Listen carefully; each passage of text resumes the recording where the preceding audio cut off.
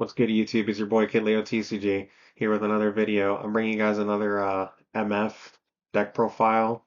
I went back-to-back weeks top 8 at really big Nexus night at Cool Stuff Maitland.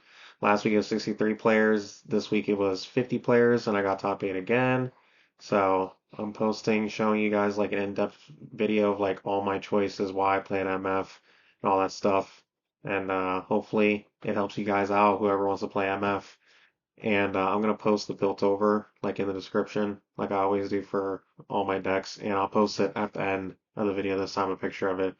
So if you're liking the content, please like, comment, subscribe. Any little bit helps. And I still need to get to 100 subscribers so I can do a giveaway. I think I'm at like 35, so almost halfway. Not that bad. All right, not gonna hold you any longer. Let's just get right into the video. Alright guys, I'm here to show you guys my MF Aurora deck that I've been playing for the last couple weeks. This is the main deck that I focus on all the time. I'm going to go over all my choices and why I decided to play certain things.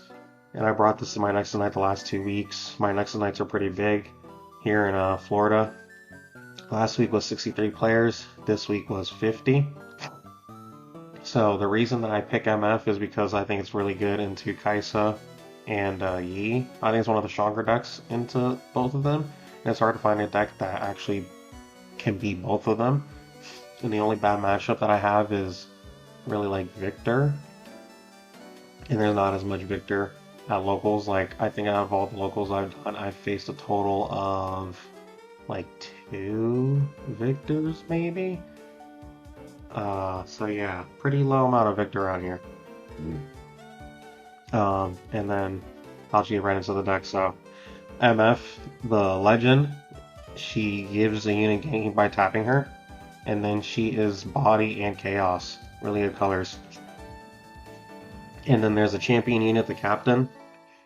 I think it's just the best MF to play as your champion unit. The other one is just like not as good. Like sometimes I sideboard it if there's like a lot of victors that day, and I think I might run into one, but that's like its only use. This one is better. It has accelerate, it has ganking, and then the first time it moves each turn, you may ready something else that's exhausted. So you can ready up like a rune, another character, your leader, anything. And then we'll get to the battlefields. So I play an Aspirant's Climb. This is the one that increases the points needed to win by 1. So I play this one because this is just the best Aurora one, especially game 1. There's not really like any counterplay to it unless you play that one that both players get a point. That's the only way to really counter it. It just gives you enough time to play your Aurora and stall until you get to there. And then if I'm going first, I go with the Obelisk of Power. This is the one that at the beginning of the first beginning phase for each player, you guys get an extra rune. I only use it when I go first, because then I'll go to 3 and I'll be on that odd curve so that I can ramp into the Aurora. It's just really good when you go first. Sigil of the Storm. When you conquer, you recycle one of your runes. This is just like the next best one I think you could play. It doesn't affect me that much, but it affects the opponent a lot more. And one thing I want to say, I said I use it when I go first. I think a lot of problems that people have, like a lot of people don't think MF is that good, and it has a lot of problems. I think it's like very, very strong and is very slept on, and a lot of people make bad decisions. You don't need to go second with this deck like a lot of people think. You want to go first because you take away your opponent's tempo of going onto the board first and getting points early, so then just literally like stalls longer for you to play the Aurora.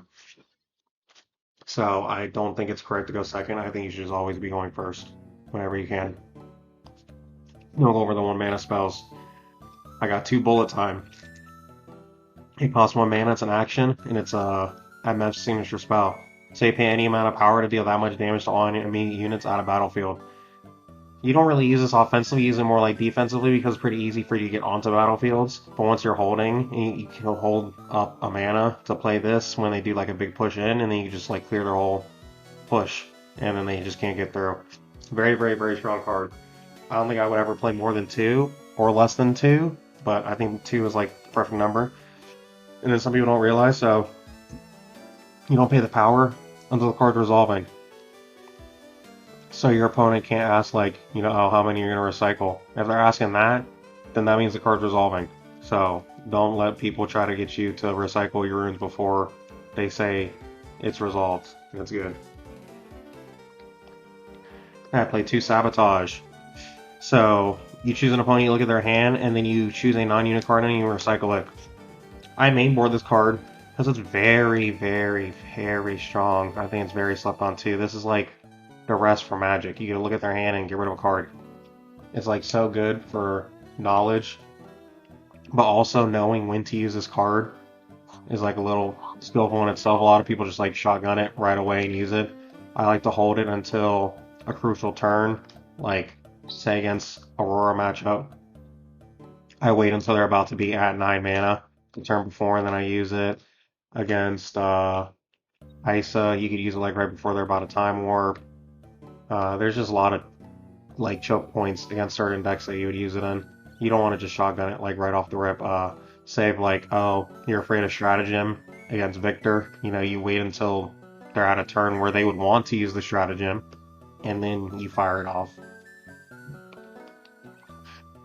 Then I got 3 Gust. So Gust is a reaction that returns a unit out of battlefield with 3 might or less to the owner's hand. This is just a stall card. It's really good. Like, you go first, you get 2 mana, you ramp, pass, you go up to 3, and then it goes back to your turn, you go to 5. On this turn, you can Catalyst to ramp 2, and then you still have 1 mana up for the Gust. So then that unit that they played, now that they try to get back onto a battlefield now, you just bounce that one back to their hand, and then they still haven't scored yet. So this card can fit in like during a lot of the current turns where you're like taking off. It just like fits in perfectly. And then sometimes when you go second too, like you go second, you go Mobilize on turn 1 for 2 mana, and then you have this held up for when they go to push in their dude. Really, really strong card. 3 stack deck. Best card in the deck. Look at the top 3 cards of your main deck, and then put a card in your hand and recycle the rest. Very, very, very strong purple card. It increases your chances of hitting Aurora by like 15-20%, something like that. I think it's like 15%. So if you draw this into Aurora, like naturally on turn 4 you have like a 60% chance to play Aurora on turn 4. If you hit this at any point up until then, it bumps it up to like 75%. So you have to play 3, no less. Fight or Flight. It has hidden and it has action, and it costs 2 mana, and it's move a unit from a battlefield to its base. Another like stall card, just like Gust, but it targets anything. And it also can bounce back your units too, which actually is like pretty good sometimes, to be honest. Yeah. I don't think there's much explaining there. So 3 Mobilize, I'm sorry. There's not much to explain with this card either. It's just ramp is your 2 mana ramp. You channel Rune Exhausted, and then if you can't, you draw a card. What I like about the ramp spells in this game is if you can't ramp, you still draw, which is really, really nice. It's really strong. 3 Confront. Your units come in ready this turn, and then you draw a card as an action, 2 mana.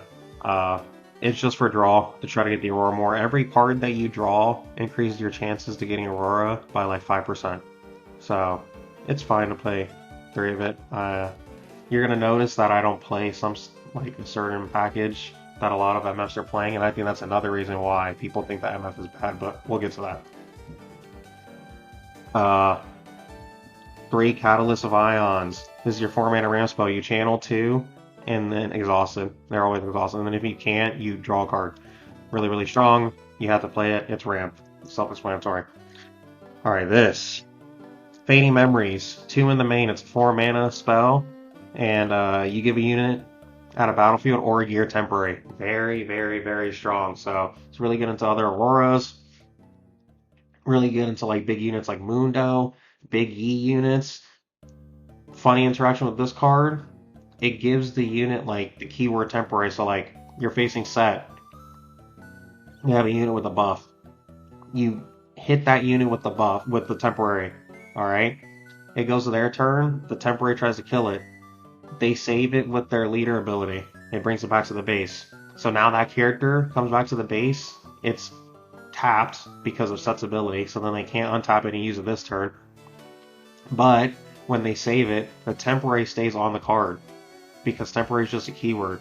So now, every single turn, that same creature is going to try to die from the temporary, and then they either have to keep on saving it, and then they won't have their ability for your turn, or they just let it die, and then, you know, that either way works for you. Like, it's plus either way. So very, very strong in the set. And against Zonia's Hourglass, too. They have a Zonia's down, you hit it with a temporary, it brings the character back, but then they literally still have the temporary on it, so then like next turn it's going to try to kill it again. But then the Zonia's brings it back exerted, so then they can't do anything with it again that turn.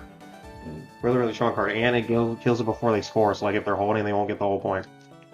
Very, very strong. I think a lot of people are catching on to this card. Like, it was like crazy how many people yesterday at my locals were playing it in their sideboard. Like every purple deck, Teemo, Annie, Jinx, my deck, like everybody was at least, oh, and Yasuo too, everybody was sideboarding this card. This card is very, very strong, very, very slept on. 2 Primal Strength in the main. 4 mana, it's an action, and it gives you a +7. It's just very strong in any color that aren't purple because like purple would just bounce yourself back. But it's really good in EE. It's good in Akaisa too because like there's gonna be these turns where like they try to like do some damage to your dude and then like try to push in and you just give it +7 to save it. Or if they like have enough damage to like kill your guy, you can just buff it up by 7. Really, really strong. And when you have Volibear and this, Volibear alone with this will defend for 20. And then also when you're at 9 mana, you can accelerate, MF in, move it, restand a mana. You'll have just enough mana to where you can have this on this turn right now, or you can save it for the next turn because you'll go and you'll tap 6 for the MF, recycle your 2, so you have 3 left standing, and then she moves and she restands another mana. So now you have 4 mana, exactly enough. It fits the curve perfectly. Very, very strong. 1 possession. This is the first time I've ever tried the card. 8 mana. When you play it, it's an action. You choose an enemy unit on a battlefield and you take control of it and recall it. Very strong into big units, like Yi units. I used it against an Ahri. Took their green Ahri, moved it to the base for me. Next turn, moved it in with Volibear, and then I was able to win because I was able to protect her Ahri, or that person's Ahri, with the Volibear. Really, really strong. I'm thinking about maybe siding it, but it was pretty good as a one-of in the main yesterday. It was fine. I used it a couple times. It's probably like the weakest card in the main. I'm thinking about like siding at least 2. Okay, I wouldn't say it's the weakest one in the main. It's just I only played 1, so I didn't get to see it as often. When I seen it, it was insane. Really, really strong. Even if you don't draw Aurora, like you just take their character and then just like start playing your own characters too after that and just like start taking over the game. If you haven't noticed, I don't play the gear package. There's like the Pack of Wonders and the Treasure Trove that most MFs play. And another reason why I think people think MF is bad. That package just makes your deck worse because you're going to be constantly drawing these gears that don't do much of anything. And then you have to draw them in combination with each other to really get the like most value out of them. So what I decided to do was I cut the whole item. Oh, and then also if you play the item package, you have to play acceptable losses. I don't like that card. But that package literally takes up 3, 4, 5, 6, 7, 8 slots in your deck. If you want to play, I guess, 1 acceptable loss, it takes up 6 slots in your deck that you can use me for more powerful spells, which is what I decided to do. I decided to take out all that gears and put in way more powerful spells, just so like even the games where I don't draw Aurora, I could still probably do something. Like there's a lot of games I do not draw Aurora and I still win because of my power spells, and I just stall, and then I'm able to like play characters and just get there, and then like maybe eventually I'll draw the Aurora, but it will be very, very late and it will not be on curve at all. But I have so many good spells in the deck, I just survive until then. And the best card in the deck, 3 Dazzling Aurora. I think everybody knows what this card does. Everybody hates this card. It's very strong. 9 mana, at the end of the turn, reveal cards on top of your deck until you reveal a unit, play it ignoring its cost, and recycle the rest. Nothing else to explain here. You have to play 3. It's the win condition of the deck. And then we'll get us the creatures. 3 Mindsplitter. 7 mana, when you play me, choose an opponent and they reveal their hand, choose a card and discard it. So it's not like Sabotage where you have to pick a non-unit card. You can discard any card. So like a lot of times I'm hitting like Watchers, maybe Darius's, like big like units that they would like use to like try to get over like my big units. And then I use the Sabotage for the rest. Very, very strong card. You have to play 3. Like, I don't think you play less than 3. All these creatures, there's only one creature I think that you can play less of. And we'll get to that. But yeah, this one you have to play 3. 3 Deadbloom. Best orange unit in the game. You have to play 3. It's an 8 mana, has deflect, and when you can play me to an occupied enemy battlefield. This card is so good against Kaisa, because every single spell that they use on it, they have to recycle a rune, and then it gets them further and further away from Time Warp. Like, if they hit this with a Falling Star, it triggers twice, they have to recycle 2 runes. Like, this card is just crazy. This card is so nuts. You can't play less than 3 of this card. Insane as fuck. 3 Volibear. So this is the creature that, if you wanted to play 2, I guess you can play 2, but I play 3. I could see why you wouldn't want to play 3. It does get stuck in the hand sometimes. It does happen pretty often because it's 12 mana. But I just think if you hit it off Aurora, it's just way too strong. And I don't want to cut that many creatures from my deck because I want as many creatures as possible to last throughout the whole game. But if you want to play 2, you could play 2. It has Shield 3, it has Tank, and then when an opponent moves to a battlefield other than mine, draw a card. A lot of people forget this draw. I was helping a lot of people at my locals last night. Like, there's 2 other people playing MF, and I was watching some of their games and I was helping them out, tell them about this effect because a lot of them they forget the effects. I don't know why. That's the whole point of the card. It's such a good card, such a good card. And then the runes. I think I'm on 7. I didn't organize this, sorry. 5 Chaos, and then 7 Body, because you play more body cards that need recycling. So I play more of that. And then the sideboard. The 3rd Fading Memories for, big creatures. Oh, especially put this in against Aurora every single time. Yeah. Misfortune, Buccaneer, so I side this only against Victor specifically. There's really no other reason to side it. The reason you side it is because you can play it early, turn 4, you play it right away, you never move her to a battlefield, you keep her in your base forever, like that's her house, that's where she's living, she's never moving anywhere, so you keep her there. Then, when you start getting yourself off of Aurora, when they try to Cold the Weak you, they can't because I'll just, okay, get rid of this thing and then I get to keep my big body. And that's one of the issues I have with Victor's Cold the Weak. So, like, it's not like I play this, I win. It's like, okay, I get to play around a Cold the Weak one time. Like, the Victor matchup is very bad. Most likely this is going to be getting cut because, like, I think the matchup is just so bad that, like, you can't even sideboard for it. Like, it's just not even worth it. Like, I don't think this gives me enough of a percentage to, like, even, like, win the game. Like, I feel like the matchup is like 90-10. And maybe this increases it up to like 85-15 maybe. It's really that bad of a matchup. I side 3 Rebukes. So this one is an action, returning a battlefield to a summoner's hand. This is for any decks that just play big creatures. I mean, there's a lot of big creature decks in the game. Aurora, Yi, there's Teemos that are playing like Mundos. Yeah, Kaisa. I mean, Kaisa sometimes play Mundo, but not really. I mean, this is probably like, this is not as good in the Kaisa. You want to side this in against Kaisa, you side this in against Yi, sometimes Teemo, mirror matches. That's pretty much where you would side it in. This is only for Victor. This is for anything that's also big. So these 4 are for all big creatures. And then Unyielding Spirit. This is a 1 mana card, and as a reaction, I prevent all spell and ability damage this turn. So, this is only against Kaisa. I mean, that's the only deck that really does damage. So, you always just side in 3 against Kaisa. And then, I don't know, I guess I should, like, give you guys, like, a little sideboard guide on, like, how I would side with this deck. So, like, if I'm playing against Victor, obviously, like, this just comes in, and I replace it with my, my champion unit, my regular MF champion unit. That's the only thing that you swap in for them. I mean, there's really nothing else you can really do. If you're against Kaisa, you put in these three.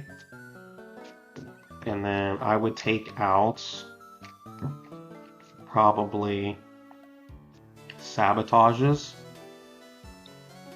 They're not as good. There's not that much I want to rip out of their hand. I mean, maybe you want to rip out Thermo Beams. And if they're playing Unyielding, or not Unyielding, it's called I can't remember what it's called. It's the 7-mana spell that deals 12 to all battlefields. And then a third card you could take out would be like... Normally I take out the Possession, because the Possession just isn't that good in a Kai, so they don't play like many really, really big creatures. Their biggest creatures like Darius that goes to 7 and Watch that goes to 7, which I can handle, it's fine. That's for Kaisa. You're going against Master Yi. Put in these. And maybe this. And then when I'm siding out against Yi would be like Sabos again, I think. They're just not that good in the Yi either, I don't think.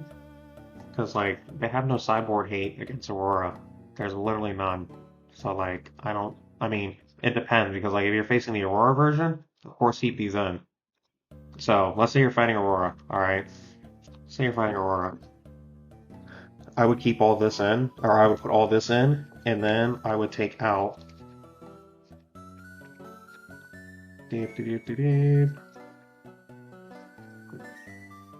Fighter Flights. Fighter Flights aren't as good against Yi. And then I'd probably take out, oh no, my bad. So if we're fighting Aurora, you for sure take out 3 Gusts, because they're not going to be playing little creatures. And then you can take out like 1 Fighter Flight. So specifically against Yi, I put in the Yi Aurora. I would take out these 4, and I put in these 4, because these all are just going to help against those big creatures, and these Gusts are not going to do anything in that matchup at all.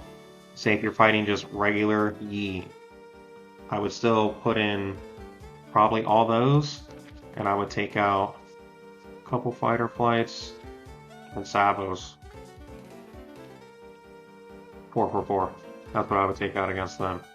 And then, I mean, I'll do one more deck. Probably do the Mirror Match. I mean, the Mirror Match also isn't that hard to side for either. I think you would just literally put these 4 in again, but you would keep the Sabos in because you want to get rid of their Auroras. You definitely get rid of these Gusts, because they're not going to do anything again. And you keep the Possession in for sure, so then you can take their big dudes. And then I would probably take out just 1 Fighter Flight. You don't need all 3. These are just like way better than the Fighter Flight, because this returns it to their hand, and then it kind of gets stuck in the hand sometimes. And then this is just going to put it back into the base, so it's like just stopping the inevitable. But yeah, I mean, that's it. If you guys have any questions, you can put in the comments. I didn't want to go over every single matchup in the game. If you guys want like a more detailed like sideboard thing, I can make a video, or I can answer questions in the comments. But yeah, that's it for today. Thank you guys.